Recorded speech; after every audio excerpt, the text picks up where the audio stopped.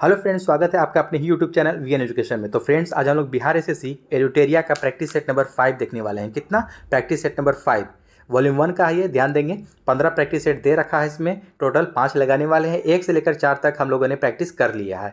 ठीक है, प्लेलिस्ट इसका भी अलग बन गया है, जाकर के आप लोग वहाँ पर प्रैक्टिस फटाफट स्टार्ट कर दें। ध्यान देंगे कि एडिटोरिया का जो ये प्रैक्टिस सेट होता है, इसमें काफ़ी अच्छे प्रश्नों का संग्रह होता है दोस्तों। ये काफ़ी अच्छा रिजल्ट देने वाला ये बुक माना जाता है। ठीक है, प्रवीण सर का। तो इसको ध्यान दे करके अच्छे से आप लोग प्रैक्टिस कीजिए। और इससे पहले ध्यान देंगे कि प्लेटफॉर्म का वॉल्यूम 1 और वॉल्यूम 2 कंप्लीट करा रखा है मैंने, और क्राउन का भी प्रैक्टिस सेट, साथ साथ उसके आपको खान सर का भी प्रैक्टिस सेट और ज्ञान बिंदु जीएस एकेडमी का भी प्रैक्टिस सेट हम लोगों ने लगा लिया है। इससे पहले काफ़ी सेट लगा लिए हैं हम लोग, तो प्लेलिस्ट उसका भी अलग बना हुआ है, जाकर आप लोग वहाँ से प्रैक्टिस कर सकते हैं। तो चलिए चलते हैं सीधे प्रश्न की ओर। प्रश्न की ओर जाने से पहले एक अनुरोध है कि हमारे चैनल पर जो भी विजिट करके नए आए हैं, हमारे चैनल को सब्सक्राइब कर लें और अपने दोस्तों में शेयर भी ज़रूर कर दें। तो चलिए देखते हैं आज का पहला प्रश्न। और हाँ दोस्तों, प्रैक्टिस सेट देखने के बाद सेशन कैसा लगा, एक बार सेशन को लाइक भी कर दिया कीजिए आप लोग, ताकि हमको मोटिवेशन मिले। आप लोग लाइक नहीं करते हैं, ठीक है, और उसके साथ साथ एक कमेंट भी करते जाएं ताकि हमको मोटिवेशन मिलता रहे। देखते हैं आज का पहला प्रश्न सेट नंबर 5 का। तो दोस्तों देखेंगे सेट नंबर 5 का सेशन स्टार्ट होने वाला है दोस्तों। तो एक बार आपसे अनुरोध है कि सेशन स्टार्ट होने से पहले एक बार सेशन को लाइक कर दें और अपने एक ग्रुप में शेयर अवश्य कर दें। देखते हैं आज का पहला प्रश्न। पहला प्रश्न देखते हैं दोस्तों कि संयुक्त राष्ट्र महासभा के द्वारा विश्व सतत परिवहन दिवस किस तिथि को मनाने की घोषणा की गई है। ध्यान देंगे, यूएनओ के द्वारा बोल रहा है कि विश्व सतत परिवहन दिवस कौन सी तिथि को मनाने की घोषणा की गई है। तो 26 नवंबर यहाँ से आपका राइट आंसर हो जाएगा कि सतत परिवहन को लेकर के लोगों को जागरूक करने के उद्देश्य से संयुक्त राष्ट्र महासभा के द्वारा 26 नवंबर को प्रतिवर्ष विश्व सतत परिवहन दिवस मनाने की घोषणा की गई है। साथ साथ ध्यान देंगे कि 26 नवंबर को और भी कुछ मनाया जाता है, ये भी आप जान लेंगे। आपको भारत में देखिएगा राष्ट्रीय विधि दिवस, जिसको कानून दिवस बोला जाता है, वो भी 26 नवंबर को ही मनाया जाता है। और विश्व पर्यावरण संरक्षण दिवस भी आपको 26 नवंबर को ही मनाया जाता है, इसको भी ध्यान में रखेंगे हम लोग।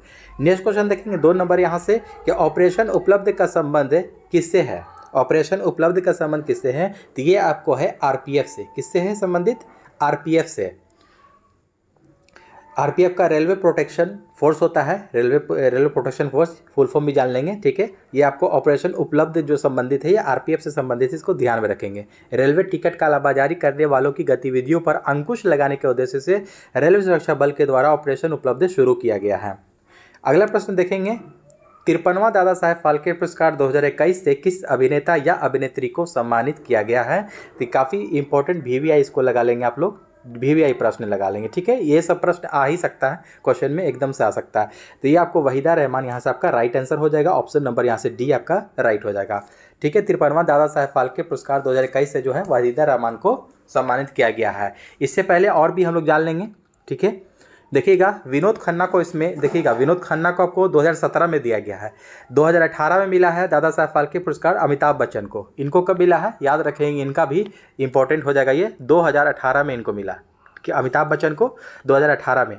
रजनीकांत को मिला है जाकर के 2019 में। सब आप लोग याद रखना है सारी फैक्ट को। ठीक है, आशा पारिक को मिला है 2020 में। कब? 2020 में। और जाकर के ये है 2021 में मिला है वहीदा रहमान को। ठीक है, नेक्स्ट क्वेश्चन देखेंगे हम लोग 4 नंबर यहाँ से। हाल ही में भारत के हरित क्रांति के जनक एम एस स्वामीनाथन का निधन हो गया है। उन्हें किस वर्ष विश्व खाद्य पुरस्कार से सम्मानित किया गया था? कौन से साल में? तो 1987 ईस्वी में किया गया था। ऑप्शन नंबर यहाँ से आपका सी राइट हो जाएगा। ठीक है, और 4 का आपको सी हो जाएगा। अगला प्रश्न देखेंगे 5 नंबर के लॉजिस्टिक प्रदर्शन सूचकांक प्रतिवर्ष किसके द्वारा जारी किया जाता है। लॉजिस्टिक प्रदर्शन सूचकांक प्रतिवर्ष किसके द्वारा? तो वर्ल्ड बैंक के द्वारा। किसके द्वारा? वर्ल्ड बैंक यानी कि विश्व बैंक के द्वारा आपको जारी किया जाता है। नेक्स्ट क्वेश्चन देखेंगे हम लोग यहाँ से, किस राष्ट्रीय उद्यान में हाल ही में गज उत्सव 2023 का आयोजन किया गया?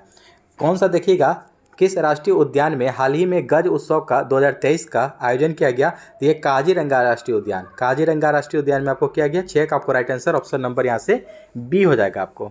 ठीक है, देखिएगा 9 अप्रैल 2023 को राष्ट्रपति द्रौपदी मुर्मू के द्वारा काजीरंगा राष्ट्रीय उद्यान, ये कहाँ पड़ता है ये भी जान लेंगे। ये भी पूछता है कि कहाँ है ये, तो असम में पड़ता है। ये कहाँ? असम में काजीरंगा राष्ट्रीय उद्यान।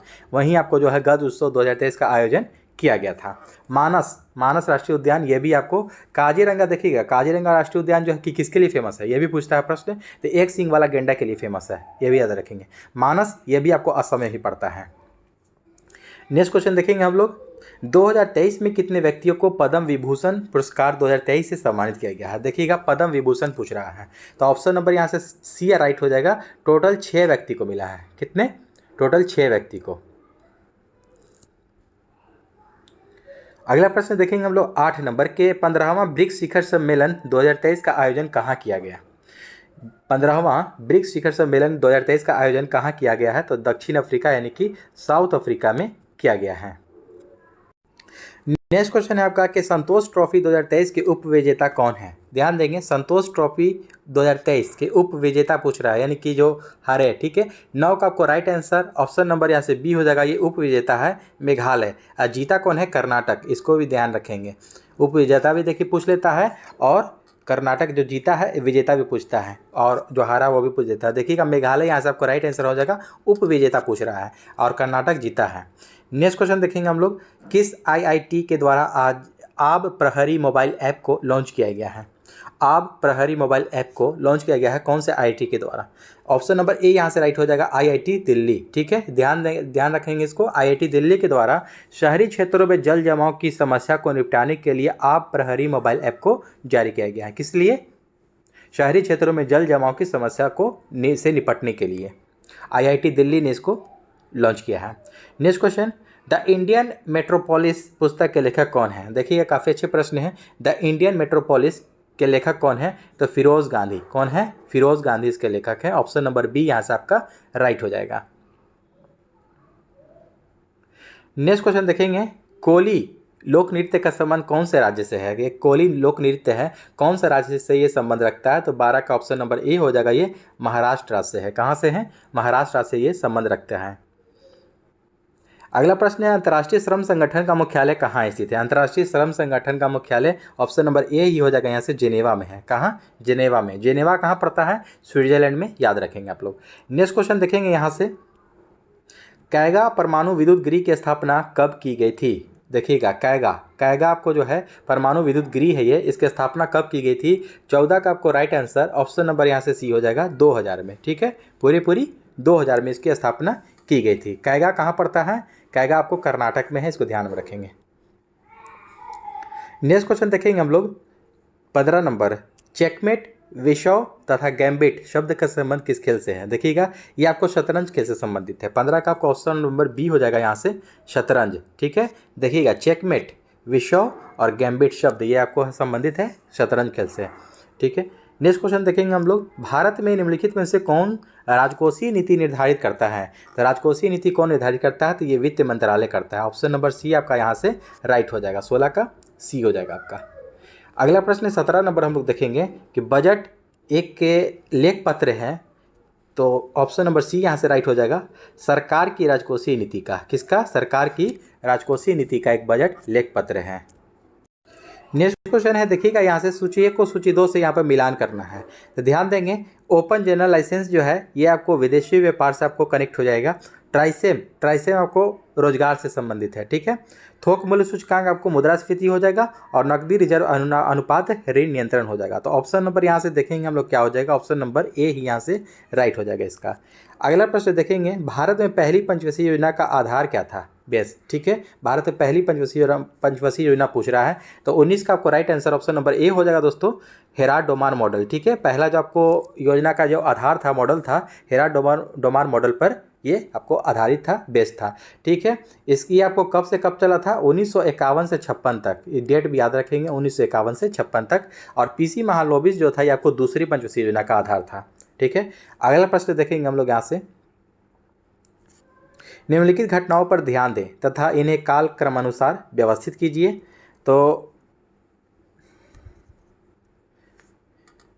इसको देखेंगे हम लोग, गरीबी हटाओ, बैंकों का राष्ट्रीयकरण, हरित क्रांति का प्रारंभ। तो यहाँ पर ध्यान देंगे 20 नंबर में, 20 नंबर हरित क्रांति की जो शुरुआत हुई थी कब हुई थी। पहले हरित क्रांति से लेते हैं हम लोग 1967-68 में। कब? 1966-67 भी देता है और 67-68 भी देता है, तो 66-67 ही लेते हैं। ठीक है, 66-67। फिर इसके बाद हो जाएगा आपको बैंकों का राष्ट्रीयकरण, 14 बैंकों का जो राष्ट्रीयकरण फर्स्ट बार पहली बार जो किया गया था 1969 में किया गया था। ठीक है, आप लोगों को जहाँ तक कि याद होगा ये डेट 1969 में, छोटा डेट 19 जुलाई था। इसके बाद फिर ये हो जाएगा आपको गरीबी हटाओ, ये 1971 में, ये 5वीं पंचवर्षीय योजना में आपको 1971 में दिया गया था, लेकिन 5वीं पंचवर्षीय योजना में 1974 से 78 के बीच आपको ये हुआ था, तो 1971 इसको ले लीजिए। ठीक है, 1971 हो जाएगा आपको। तो इसका राइट आंसर क्या हो जाएगा, देखिएगा नीचे से ऊपर चलेंगे, यानी कि 3 2 1 हो जाएगा। ठीक है, ये 66 67 है, 69 फिर 71 है, ये आपको बी यहाँ से आपका राइट आंसर हो जाएगा, जो कि आपको ये दिख रहा होगा, ऑप्शन नंबर बी यहाँ से राइट हो जाएगा। नेक्स्ट क्वेश्चन देखेंगे, निम्नलिखित में से किसका पारिस्थितिकी संतुलन से संबंध नहीं है। देखिएगा पारिस्थितिकी संतुलन से संबंध नहीं पूछ रहा है, तो 21 का आपको राइट आंसर ऑप्शन नंबर यहाँ से सी हो जाएगा, औद्योगिक प्रबंधन। क्या हो जाएगा, औद्योगिक प्रबंधन। नेक्स्ट क्वेश्चन देखेंगे हम लोग, अगर उनमें विद्रोहियों में यानी कि में से एक भी योग्य नेता निकला होता तो हम सदा के लिए हार जाते। 1857 के विद्रोह के संबंध में उपरोक्त टिप्पणी किसने की थी। देखिएगा एक टिप्पणी किया था, यानी कि कथन मान लीजिए इसको, कि अगर उनमें यानी कि विद्रोहियों में से एक भी योग्य नेता निकला होता तो हम सदा के लिए हार जाते। ये 1857 के समय में पूछ रहा है कि ये किसने कहा था, तो जॉन लॉरेंस ने। किसने, John Lawrence. Option number B आपका यहाँ से राइट हो जाएगा। अगला प्रश्न देखेंगे, भारत में न्यायिक सेवा का जनक किसे कहा जाता है। न्यायिक सेवा का जनक वारेन हेस्टिंग्स को कहा जाता है। 23 का ऑप्शन नंबर ए हो जाएगा। भारत में वारेन हेस्टिंग्स को न्यायिक सेवा का जनक माना जाता है।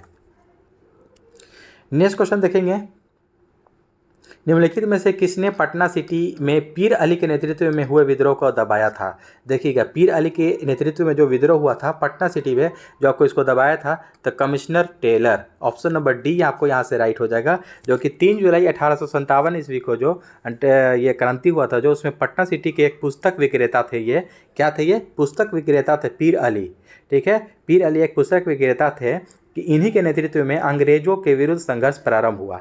इस विद्रोह को दबाने में अफीम व्यापार का एजेंट लायल जो है कि मारा गया, परंतु कमिश्नर टेलर ने इस विद्रोह को बलपूर्वक दबा दिया। इसका right answer option number D हो जाएगा। 25 नंबर प्रश्न है कि भारतीय राष्ट्रीय कांग्रेस का 37वां अधिवेशन जो गया में हुआ था, उस अधिवेशन की अध्यक्षता निम्नलिखित में से किसने की थी। ध्यान देंगे, भारतीय राष्ट्रीय कांग्रेस का जो 37वां अधिवेशन हुआ था, 37वां अधिवेशन गया में जो हुआ था, ये कब हुआ था, याद रखेंगे 1922 ईस्वी में। गया में जो अधिवेशन हुआ था ना, वो बिहार में ये दूसरा अधिवेशन था भारतीय राष्ट्रीय कांग्रेस का, जो गया में, और इसके अध्यक्ष थे आपको Chittaranjan Das, Deshbandhu Chittaranjan Das. Option number C आपको यहाँ से राइट हो जाएगा। इससे पहले भी एक बार हुआ था, ठीक है, आर.एन. माधोलकर के अध्यक्षता में हुआ था। ध्यान देंगे, ये भी काफ़ी इंपॉर्टेंट प्रश्न हो जाता है। 1912 ईस्वी में बांकीपुर में। ध्यान देंगे 25 का आपको एक और इसमें से प्रश्न निकल के आता है कि बिहार में जो सबसे पहला आपको अधिवेशन हुआ था कांग्रेस का, 1912 ईस्वी में बांकीपुर में हुआ था, और उसकी अध्यक्षता किसने की थी, आर.एन. माधोलकर। ठीक है, आर.एन. माधोलकर यानी कि रंगनाथ सिंह माधोलकर। नेक्स्ट क्वेश्चन देखेंगे अब हम लोग 26 नंबर प्रश्न देखेंगे कि निम्नलिखित घटनाओं को कालक्रम अनुसार व्यवस्थित कीजिए और नीचे दिए कोड की सहायता से सही उत्तर चुनिए। देखिएगा मोपला विद्रोह कब हुआ था, मोपला विद्रोह 1921 ईस्वी में हुआ था। ठीक है, मोपला विद्रोह जो हुआ था 1921 में, इसको लिख लेते हैं पहले, इस प्रकार हम लोग जल्दी से जाएंगे। जलियांवाला बाग हत्याकांड कब हुआ था, तो जलियांवाला बाग 13 अप्रैल, छोटा डेट के साथ लिखेंगे हम इसको। ठीक है, 13 अप्रैल 1919। ठीक है, 1919 ईस्वी में हुआ था जलियांवाला बाग हत्याकांड। चौरी चौरा कांड कब हुआ था, तो चौरी चौरा कांड आपको 5 फरवरी 1922। ठीक है, इस आपका छोटा डेट भी पूछता है, इसलिए महत्वपूर्ण आपको छोटा डेट हो जाता है दोस्तों, इसको याद रखेंगे आप लोग। 1922, ठीक है, 1922 हो जाएगा आपको ये। प्रथम विश्व युद्ध की समाप्ति आपको कब हुई थी, प्रथम विश्व युद्ध जो चला था 1914 से 1918 तक चला था, तो ये 1918 हो जाएगा। कब हो जाएगा, 1918। तो इस प्रकार से पहले देखिए कौन आता है, पहले देखिएगा 1922, 1919 हो जाएगा। ऑप्शन नंबर देखेंगे यहाँ से 1918, देखिएगा पहले 1918 आ गया, आपको 4 आ गया, 4 पहले हो जाएगा, फिर जाकर के 18 के बाद 19, यानी कि 2 4 2 1 3, 4 2 1 3। इसका राइट आंसर देखिएगा ऑप्शन नंबर देखिए सी में दिया है, 4 2 1 3 राइट आंसर हो जाएगा। अगला प्रश्न यहाँ से, बिहार के किस जिले में असहयोग आंदोलन के दौरान झंडा कांड हुआ था।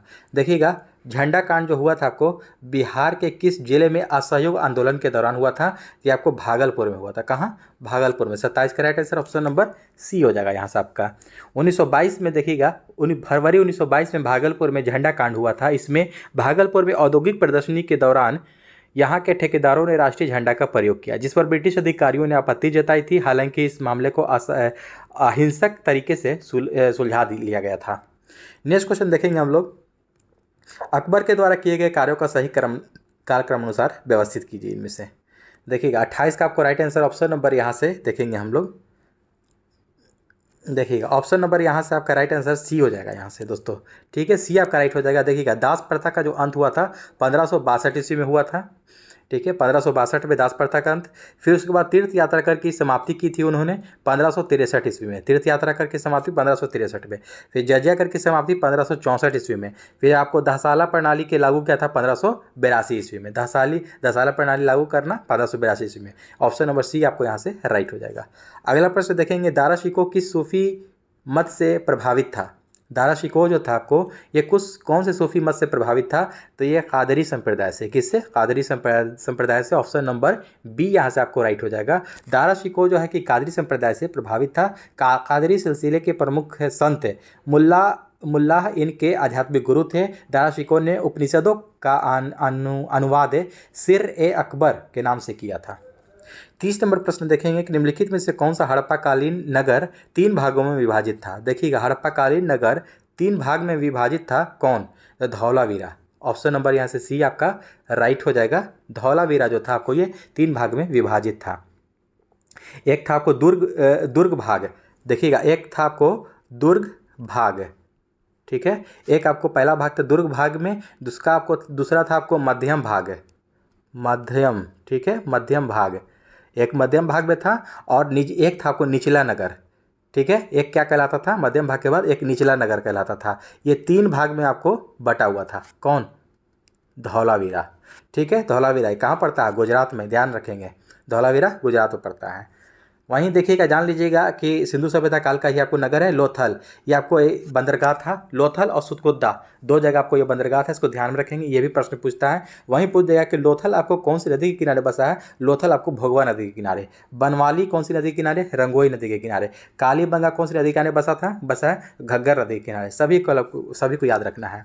नेक्स्ट क्वेश्चन देखेंगे हम लोग, किस बौद्ध संगीति में अनुशासन को लेकर के मतभेद के कारण बौद्ध संघ अस्थावीर एवं महासंघिक में विभाजित हो गया था? ऑप्शन नंबर बी यहाँ से आपका राइट हो जाएगा, द्वितीय, ठीक है, दूसरा बौद्ध संगीति में, ठीक है, दूसरा बौद्ध संगीति के अनुशासन को लेकर के मतभेद के कारण बौद्ध संघ परिवार अस्थावीर एवं महासंघिक में विभाजित हो गया था। 31 का आपको right answer option number B हो जाएगा आपको।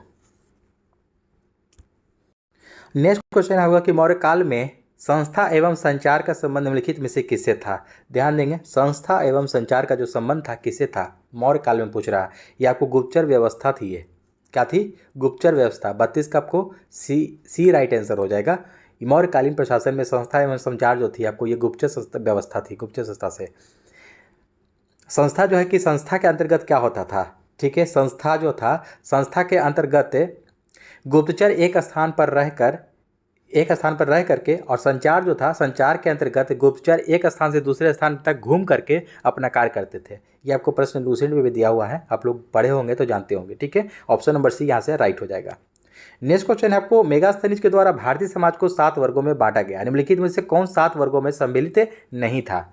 ध्यान देंगे, मेगास्थनीज के द्वारा भारतीय समाज को 7 वर्गों में बांटा गया। निम्नलिखित में से कौन 7 वर्गों में सम्मिलित नहीं के बारे में पूछ रहा है इनमें से? तो देखिए, किसान, सैनिक, कारीगर या शिल्पी सब था, आपको क्षत्रिय नहीं था। ऑप्शन नंबर सी आपको यहाँ से राइट हो जाएगा, ये नहीं था, क्षत्रिय नहीं था। 33 का कौन 7 वर्ग में जो बटा हुआ था कौन कौन सा था? एक था दार्शनिक, किसान, अहीर, कारीगर एवं शिल्पी, सैनिक, निरीक्षक एवं सभासद, ये शामिल थे 7 वर्ग में। क्षत्रिय नहीं आता है। अगला प्रश्न है, निम्नलिखित में से कौन सा एक द्वीप भारत और श्रीलंका के मध्य स्थित है? देखिएगा, कौन सा एक द्वीप है जो कि भारत और श्रीलंका के मध्य स्थित है? तो ये रामेश्वरम द्वीप हो जाएगा। ऑप्शन नंबर सी आपको यहाँ से राइट हो जाएगा। नेक्स्ट क्वेश्चन देखेंगे हम लोग, भारत का कौन सा पत्तन पूछ रहा है, लौह अयस्क के निर्यात करने वाला सर्वप्रमुख पत्तन है। पत्तन का मतलब होता है बंदरगाह, ठीक है। तो ये लौह अयस्क यानी कि लौह अयस्क जो है कि निर्यात करने वाला, यानी कि एक्सपोर्ट करने वाला, यहाँ से भेजने वाला, तो मार्मा गोवा हो जाएगा, ठीक है। ऑप्शन नंबर ए यहाँ से आपका राइट हो जाएगा, 35 का ए, ठीक है। मार्मा गोवा ये पत्तन कहाँ स्थित है? यह भी अगर पूछ देता है प्रश्न तो कहाँ इसको याद रखेंगे? गोवा में। कहाँ? गोवा में पड़ता है ये। यह पतन जो कि जुआरी नदी के मुहाने पर है। यह भी अगर पूछ दे कौन सी नदी के मुहाने पर है मार्मा गोवा, तो जुआरी नदी याद रखेंगे, गोवा में पड़ता है ये जुआरी नदी। ठीक है, नेक्स्ट क्वेश्चन देखेंगे हम लोग, हिंद महासागर में सबसे बड़ा द्वीप कौन सा है? हिंद महासागर में सबसे बड़ा द्वीप मेडागास्कर हो जाता है। ऑप्शन नंबर सी आपको यहाँ से राइट हो जाएगा, हिंद महासागर का सबसे बड़ा द्वीप मेडागास्कर है। नेक्स्ट क्वेश्चन देखेंगे यहाँ से कि गंगा का डेल्टा निम्नलिखित में से किस प्रकार का डेल्टा का उदाहरण है? गंगा का जो डेल्टा है ये आपको चापाकार डेल्टा है। ऑप्शन नंबर सी यहाँ से आपका राइट हो जाएगा।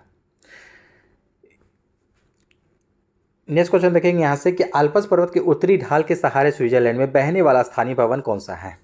आल्प्स पर्वत के उत्तरी ढाल के सहारे स्विट्जरलैंड में बहने वाला स्थानीय पवन कौन सा है? तो ये फॉन कहलाता है। ऑप्शन नंबर बी आपको यहाँ से राइट हो जाएगा, फॉन।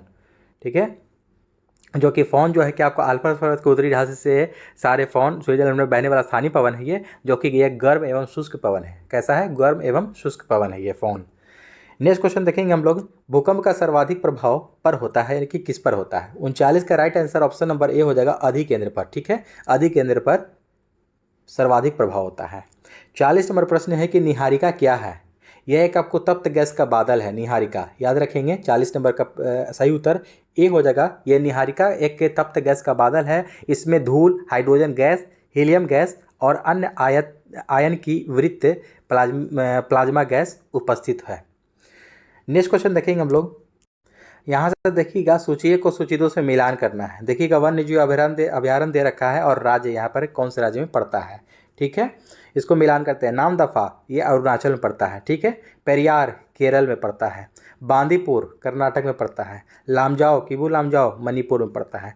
ऑप्शन नंबर यहाँ से देखिएगा सारा मिल गया है यहाँ से, तो क्या हो जाएगा? ए का 2 है, बी का 4 है। ऑप्शन नंबर देखेंगे यहाँ से ए का 2 किस में आता है?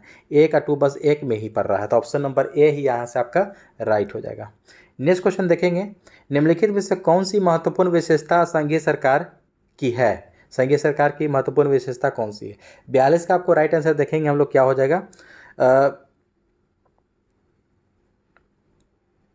1 2 3 देखिए, संविधान की सर्वोच्चता, 2 या 2 से अधिक स्तरों वाली सरकार, स्वतंत्र न्यायपालिका या आपातकालीन प्रावधान। यहाँ से 1 2 3 सही है। देखिएगा 1 2 और 3 आपको हो जाएगा, लेकिन आपातकालीन प्रावधान नहीं है। ऑप्शन नंबर यहाँ से सी आपका राइट हो जाएगा। क्या हो जाएगा? सी आपका यहाँ से राइट हो जाएगा। नेक्स्ट क्वेश्चन देखेंगे हम लोग यहाँ से, प्राण एवं दैहिक स्वतंत्रता के अधिकार का वर्णन संविधान के किस अनुच्छेद में है? काफ़ी अच्छे प्रश्न है। प्राण एवं दैहिक का स्वतंत्रता का पूछ रहा है, ये कौन से आर्टिकल में पड़ता है? तो 43 का right answer option number C हो जाएगा, अनुच्छेद 21 में। प्राण एवं दैहिक स्वतंत्रता जो मिलता है आपको अनुच्छेद 21 के अंतर्गत मिलता है। और वहीं हम लोग 20 भी जानेंगे अनुच्छेद में। अनुच्छेद 20 में क्या है? अनुच्छेद में अपराधों के लिए 2 सिद्धि के संबंध में संरक्षण है। अपराधों के लिए 2 सिद्धि के संबंध में संरक्षण हो जाता है अनुच्छेद 20 से। अनुच्छेद 22 क्या कहता है? अनुच्छेद 22 कहता है कि कुछ दशाओं में गिरफ्तारी और निरोध से संरक्षण। अनुच्छेद 23 क्या है? अनुच्छेद 23 कहता है कि मानव दुर्व्यापार एवं बलात्श्रम का निषेध। अनुच्छेद 23 में देखिएगा 23 और 24 में काफ़ी आपको कन्फ्यूजन हो जाता है। 23 में जो है कि बलात्श्रम है, और बाल श्रम पूछ देगा, जो बच्चे जो मजदूरी करते हैं बाल श्रम, तो अनुच्छेद 24 हो जाता है वो। अब बलात्श्रम अनुच्छेद 23 में है, इसको ध्यान रखेंगे। नेक्स्ट क्वेश्चन देखेंगे हम लोग, किसी राज्य के लोक सेवा आयोग के कार्यों को निम्नलिखित में से किस एक के अनुमोदन से संघ लोक सेवा आयोग को सौंपा जा सकता है? तो इसका right answer option number D हो जाएगा, भारत के राष्ट्रपति के द्वारा। क्या हो जाएगा? संविधान के अनुच्छेद 315 के 4 300 ध्यान देंगे 315 के 4 के अंतर्गत जो होता है आपको तहत राज्यपाल की सिफारिश है। ठीक है, राज्यपाल की सिफारिश पर राष्ट्रपति के अनुमोदन से किसी राज्य लोक सेवा आयोग के कार्यों को संघ लोक सेवा आयोग को सौंपा जा सकता है। अनुच्छेद कितना? 315 का 4 के अंतर्गत। अगला प्रश्न देखेंगे, निम्नलिखित में से नीति निर्देशक तत्वों के बारे में क्या असत्य है, यानी कि गलत किस्म में पहचान करना है। असत्य के बारे में पूछा है। तो 45 का देखिएगा, इनमें से संविधान के भाग 4 में नीति निर्देशक तत्वों का वर्णन है, ये बिल्कुल सही है कि भाग 4 में है। आयरलैंड के संविधान से नीति निर्देशक तत्व की प्रेरणा ली गई है, बिल्कुल सही है, ये भी सही है। नीति निर्देशक तत्व न्यायालय में परिवर्तनीय नहीं है, बिल्कुल सही है, परिवर्तनीय नहीं है न्यायालय में। और ऑप्शन नंबर डी कहता है यहाँ से कि इनका मूल उद्देश्य राजनीतिक लोकतंत्र की स्थापना करना है, ये गलत आपको। ऑप्शन नंबर डी यहाँ से आपका राइट हो जाएगा। 46 नंबर प्रश्न देखें कि वर्तमान में राज्यसभा के कितने सदस्य केंद्र शासित प्रदेशों से चुनकर आते हैं? ध्यान देंगे, केंद्र शासित प्रदेशों से चुनकर आते हैं। वर्तमान में राज्यसभा के कितने सदस्य? तो केंद्र शासित प्रदेश से टोटल आपको 8 सदस्य चुन करके आते हैं। टोटल कितना? 8 सदस्य। राज्यसभा के संबंध में ध्यान देंगे कि राज्यसभा के संबंध में आपको अनुच्छेद 80 के 1 में उपबंधित है राज्यसभा के सदस्यों की अधिकतम संख्या 250 हो सकती है। इसमें कितनी? 250 राज्यसभा की अधिकतम संख्या हो सकती है। वर्तमान में अभी देखेंगे तो राज्यसभा में 245 सदस्य हैं, जिनमें राज्यों से 225, केंद्र और केंद्र शासित प्रदेश से 8 सदस्य निर्वाचित होकर के आते हैं। ठीक ना, टोटल आपको 225 जो होता है ना, देखिएगा तो 225 आपको राज्य से आपको चुना करके आते हैं और 8 यहाँ पर दे रखा है कि केंद्र शासित प्रदेश से चुना करके आते हैं। ठीक है, और 12 सदस्य राष्ट्रपति के द्वारा कला साहित्य सामाजिक क्षेत्रों में मनोनीत किए जाते हैं। नेक्स्ट क्वेश्चन हम लोग देखेंगे, बिहार में लोकसभा के लिए आवंटित सीटों में कितना अनुसूचित जातियों के लिए आरक्षित है? अनुसूचित जाति यानी कि एससी के लिए पूछ रहा है यहाँ पर। बिहार में लोकसभा के लिए आवंटित सीटों में तो 47 का आपको right answer option number B हो जाएगा दोस्तों। यहाँ से 6, टोटल कितना है? 6। राष्ट्रपति पर देखिएगा, बिहार के लोकसभा में 40 सीट जो है आपको 40 आवंटित सीटों में से 6 सीट अनुसूचित जातियों के लिए आरक्षण किए गए हैं।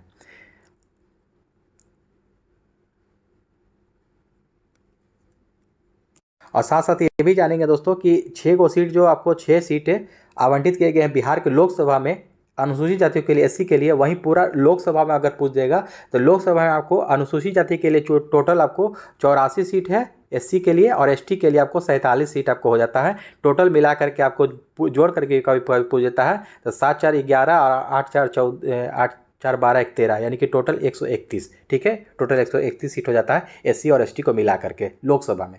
नेक्स्ट क्वेश्चन देखेंगे हम लोग, भारत के राष्ट्रपति पर महाभियोग चलाने के लिए कम से कम कितने दिनों की पूर्व सूचना आवश्यक है? तो 14 दिन यहाँ से आपका राइट हो जाएगा। ऑप्शन नंबर डी यहाँ से आपका राइट हो जाएगा। जिसका आपको देखिएगा, राष्ट्रपति पर महाभियोग संसद द्वारा चलाई जाने वाली एक अर्धन्यायिक प्रक्रिया है जिसका वर्णन अनुच्छेद 61 में मिलता है। कितना? अनुच्छेद 61 में। अगला प्रश्न देखेंगे, भारतीय निर्वाचन आयोग को सर्वप्रथम किस वर्ष बहुसदस्यीय निकाय बनाया गया है? तो 1989 में। कब? 1989 ईस्वी। यहाँ से आपका राइट आंसर हो जाएगा। नेक्स्ट क्वेश्चन है, जनसंख्या नियंत्रण एवं परिवार नियोजन संविधान के 7वीं अनुसूची के किस सूची का विषय है? तो ऑप्शन नंबर सी हो जाएगा। यहाँ से समवर्ती सूची का विषय है। जनसंख्या नियंत्रण एवं परिवार नियोजन संविधान के 7वीं अनुसूची के समवर्ती सूची का यह विषय है। नेक्स्ट क्वेश्चन देखेंगे हम लोग, वाहनों में लगे रियर व्यू मिरर द्वारा उत्पन्न आवर्धन होता है तो 1 से कम होता है। काफ़ी अच्छे प्रश्न है। 51 का आपको right answer option number A हो जाएगा, 1 से कम। वाहन में जो आपको साइड मिरर के रूप में जो लगा रहता है, ये भी पूछ देगा कौन सा मिरर लगा रहता है? उत्तल दर्पण। याद रखिएगा, उत्तल दर्पण जो लगा रहता है उसके रूप में ये इसको कितना होता है? 1 से कम होता है। रियर व्यू द्वारा उत्पन्न आवर्धन पूछ रहा है, 1 से कम। अगला प्रश्न है कि जब हम अपने बिजली बिल का भुगतान करते हैं तो हम किसके लिए भुगतान कर रहे हैं? ऑप्शन नंबर डी यहाँ से राइट हो जाएगा, उपयोग हुए ऊर्जा यानी कि एनर्जी के लिए। जो हम लोग उपयोग कर चुके हैं ऊर्जा, एनर्जी, उसके लिए ही हम लोग भुगतान करते हैं ना। तो नेक्स्ट क्वेश्चन देखेंगे यहाँ से हम लोग 53 नंबर, एक परिपथ में प्रभावी प्रतिरोध को बढ़ाने के लिए प्रतिरोधों को जोड़ा जाता है, कैसे जोड़ा जाता है? तो ऑप्शन नंबर देखिएगा, एक परिपथ में पूछ रहा है कि प्रभावी यानी कि इफेक्टिव प्रतिरोध को बढ़ाने के लिए, रेजिस्टेंस को बढ़ाने के लिए प्रतिरोधों को जो जोड़ा जाता है, रेजिस्टेंस को जो जोड़ा जाता है, तो केवल एक यहाँ से सही हो जाएगा। देखिए ऑप्शन नंबर ए, ये आपको सीरीज में जोड़ा जाता है, श्रृंखला में जोड़ा जाता है, न कि समानांतर, पैरेलल। ठीक है, पैरेलल। नेक्स्ट क्वेश्चन देखेंगे 54 नंबर। यहाँ से नेक्स्ट क्वेश्चन है आपका कि एक लड़की झूले पर बैठे स्थिति में झूला झूल रही है, उस लड़की के खड़े हो जाने पर दोलन का आवर्तकाल क्या होगा? देखिएगा, आवर्तकाल उसका पूछ रहा है कि अगर लड़की खड़ी हो जाए झूला झूलते झूलते तो आवर्तकाल क्या होगा? तो इसलिए आवर्तकाल जो है कि आपको कम हो जाएगा। ऑप्शन नंबर ए यहाँ से आपका राइट हो जाएगा। आवर्तकाल आपका देखिएगा, एक फार्मूला भी यहाँ से पूछता है। देखिएगा, आपको न्यूमेरिकल पूछेगा तो टी बराबर, एक फार्मूला याद कर लीजिएगा, 2 पाई होता है √L/G। इस पर आपको न्यूमेरिकल भी पूछ देता है, इसको याद रखेंगे आप लोग फार्मूला को। नेक्स्ट क्वेश्चन देखेंगे हम लोग, रॉकेट गति के किस नियम पर कार्य करता है? रॉकेट गति कौन से नियम पर कार्य करता है? तो 55 का ऑप्शन नंबर सी हो जाएगा, न्यूटन का 3rd लॉ। ठीक है, न्यूटन के 3रे नियम के अनुसार कार्य करता है। न्यूटन का 3रा नियम बताता है कि क्रिया के प्रति विपरीत प्रतिक्रिया। क्या होता है? क्रिया के प्रति विपरीत प्रतिक्रिया। इसी पर आपको रॉकेट का सिद्धांत जो है कि यह गति कार्य करता है। नेक्स्ट क्वेश्चन है कि जब एक जूल का कार्य 1 सेकेंड में किया जाता है तो शक्ति होती है 1 वाट। कितनी होती है शक्ति? 1 वाट। 56 का आपको ऑप्शन नंबर यहाँ से बी हो जाएगा। 57 नंबर देखेंगे प्रश्न कि एक हर्ज जो होता है आपको ये प्रति मिनट 60 कंपन। ऑप्शन नंबर डी आपको यहाँ से राइट हो जाएगा कि एक हर्ज आवृत्ति का अर्थ होता है प्रति सेकंड एक पूर्ण कंपन होता है, इसलिए प्रति मिनट 60 कंपन एक हर्ज के बराबर होता है। नेक्स्ट क्वेश्चन देखेंगे, निम्नलिखित में से कौन सा एक एंटीबायोटिक नहीं है? इनमें से एंटीबायोटिक नहीं पूछ रहा है तो देखिएगा एरिथ्रोमाइसिन, स्ट्रेप्टोमाइसिन, पेनिसिलिन, ये तीनों आपको एंटीबायोटिक्स है। इनमें से कोई नहीं आंसर हो जाएगा, ऑप्शन नंबर डी यहाँ से हो जाएगा। अगला प्रश्न हम लोग देखेंगे, मायोग्लोबिन कौन सी धातु होती है? मायोग्लोबिन में कौन सी धातु होती है? उसमें लोहा पाया जाता है। मायोग्लोबिन में क्या पाया जाता है? लोहा धातु। मायोग्लोबिन जो है कि एक हीम प्रोटीन है जो ऑक्सीजन के लिए आपको इंट्रासेलुलर भंडारण स्थल के रूप में कार्य करता है। इसमें लोहा पाया जाता है यानी कि आयरन। नेक्स्ट क्वेश्चन, निम्नलिखित में से सही सुमेलित क्या है? इनमें से देखिएगा उत्पादक हिरन, पेड़ पौधे शैवाल, इनमें से देखा कि सही सुमेलित इसमें पूछ रहा है। अब घटक बैक्टीरिया, इनका ऑप्शन नंबर यहाँ से डी आपका राइट हो जाएगा दोस्तों। ठीक है, उत्पादक हिरन दे रहा है जो कि गलत है, सही सुमेलित पूछ रहा है। उत्पादक में क्या आ जाएगा? उत्पादक में आ जाता है पेड़ पौधा शैवाल, ये सब हरा घास वगैरह। प्राथमिक उपभोक्ता तेंदुआ दे दिया, ये भी गलत हो जाएगा। प्राथमिक उपभोक्ता में आपको बकरी और हिरन आ जाता है। ठीक है, गौण उपभोक्ता घास, ये भी गलत है बिल्कुल। गौण उपभोक्ता में आपको क्या आ जाएगा? इसमें गौण उपभोक्ता में आ जाता है आपको ये सांप वगैरह ये सब। ठीक है, तो ऑप्शन नंबर यहाँ से डी यहाँ से राइट हो जाएगा जो कि मिलान सही है। 61 नंबर प्रश्न देखेंगे, मनुष्य में एफ्लाटॉक्सिन खाद्य विषाक्तन के द्वारा सामान्यतः कौन सा अंग प्रभावित होता है? मनुष्य में एफ्लाटॉक्सिन खाद्य विषाक्तन के द्वारा कौन सा अंग प्रभावित होता है? तो लीवर। ठीक है, यकृत आपको प्रभावित होता है। ऑप्शन नंबर यहाँ से बी आपका राइट हो जाएगा। नेक्स्ट क्वेश्चन देखेंगे हम लोग, शुष्क स्थानों यानी कि मरुस्थल बर्फीले, शुष्क स्थान जैसे कि आपका मरुस्थल बर्फीले में उगने वाले पौधे को क्या कहते हैं? ऑप्शन नंबर 62 का आपको ए हो जाएगा दोस्तों, ज़ीरोफाइट। ठीक है, क्या कह रहा है? शुष्क स्थान जैसे कि मरुस्थल वगैरह में जो आपको पौधा उग जाता है उसको ज़ीरोफाइट कहते हैं। हैलोफाइट कहाँ पर उगने वाले पौधे को कहते हैं? हैलोफाइट आपको हो जाता है ये नमकीन जगह पर जो आपको जो पौधा उग जाता है उसको कहते हैं। हाइड्रोफाइट का मतलब क्या होता है? ये क्या कहा जाता है? ये पानी वाला जगह में जो उग जाता है उसको कहते हैं उस पौधे को। ठीक है, हाइड्रोफाइट। जलीय क्षेत्र में उग जाता है उसको हाइड्रोफाइट कहते हैं। हैलोफाइट तो बताए जैसे कि नमक युक्त नमकीन जगह पर जो होता है उग जाता है। असैक्युलेंट क्या रहता है? पौधे का मोटा भाग जिसमें पानी जमा रहता है, पौधे का मोटा भाग जिसमें पानी जमा रहता है उसको सैक्युलेंट कहते हैं। ज़ीरोफाइट यहाँ से आपका राइट आंसर हो जाएगा जो कि मरुस्थल और बर्फीले जगह में पूछ रहा था उगने वाला पौधा।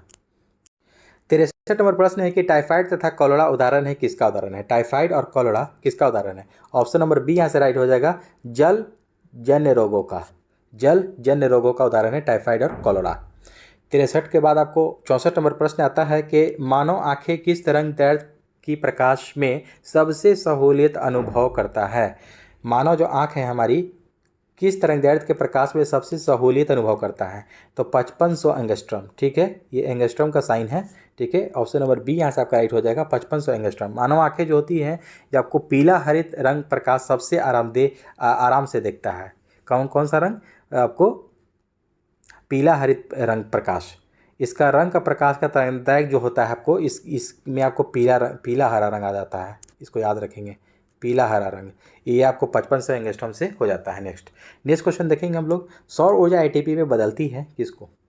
65 का ऑप्शन नंबर ए हो जाएगा, क्लोरोप्लास्ट में। ठीक है, सौर ऊर्जा एटीपी में जो बदलती है क्लोरोप्लास्ट में बदलती है। अगला प्रश्न है, निम्नलिखित में से किस हार्मोन में आयोडीन मिली होती है? थायरोक्सिन, टेस्टोस्टेरोन, एड्रेनालिन या इंसुलिन? तो 66 का आपको right answer option number A हो जाएगा, थायरोक्सिन जो होता है, थायरोक्सिन हार्मोन, इसमें आपको आयोडीन मिली होती है। टेस्टोस्टेरोन क्या है? ये आपको मानव का एक मेल का ये हार्मोन है। इंसुलिन की कमी से आपको मधुमेह रोग होता है, इसको ध्यान में रखेंगे। इंसुलिन आपको अग्न्याशय के बीटा सेल से निकलता है, इसको भी ध्यान रखना हम लोग को। साथ साथ ये भी प्रश्न यहाँ से कंप्लीट हो जाएगा। नेक्स्ट क्वेश्चन देखेंगे, पौधों में पानी पहुँचाया जाता है किसके द्वारा? पौधों में जो पानी पहुँचता है किसके द्वारा पहुँचता है? 67 का ऑप्शन नंबर ए हो जाएगा, ये जाइलम के द्वारा। ठीक है, नेक्स्ट क्वेश्चन देखेंगे हम लोग 68 नंबर के, निम्नलिखित में से सबसे मीठी चीनी है, देखिएगा निम्नलिखित में सबसे मीठी चीनी फ्रुक्टोज होती है। ऑप्शन नंबर ए आपको यहाँ से राइट हो जाएगा, फ्रुक्टोज। अगला प्रश्न 69 नंबर, यहाँ से देखिएगा सूची 1 को सूची 2 से मिलान करना है यहाँ पर, ठीक है, यहाँ पर मिलान करना है। क्या है, विशिष्टता दिया हुआ है आपको और कण है उधर दिया हुआ, ठीक है, इसको मिलान कर लेना हम लोग को। तो देखेंगे शून्य द्रव्यमान, ये आपको न्यूट्रिनो हो जाएगा, शून्य द्रव्यमान न्यूट्रोनो, ए का 2 हो जाएगा, ठीक है। आंशिक आवेश है, ये हो जाएगा जाकर के 3 में चला जाएगा, क्वार्क हो जाएगा। आंशिक प्रचकन ये हो जाएगा जाकर के 1 नंबर, पॉजिट्रॉन। और पूर्णांक प्रचकन हो जाएगा आपको फोनॉन। तो ऑप्शन नंबर ए यहाँ से आपका देखिएगा राइट हो जाएगा, ऑप्शन नंबर ए।